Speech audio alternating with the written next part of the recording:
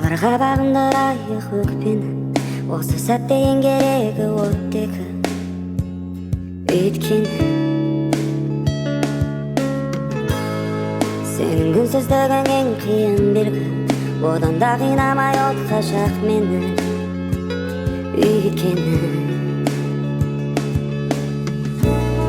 сенің көзіңдегі бейне, мен емеспін бе, жоқпын ол жерде. Сенің жазған әңгімеңде, соңына жетпей өлдім бе.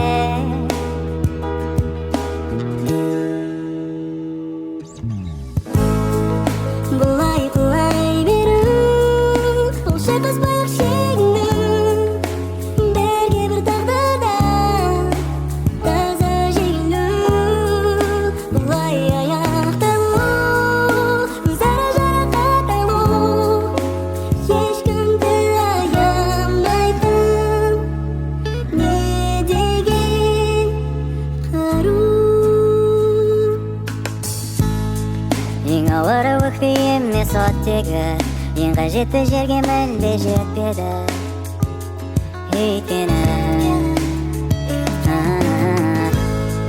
барлығына кінәлісің деп мені, жүрекке мәңгілік тауатқан өйткені.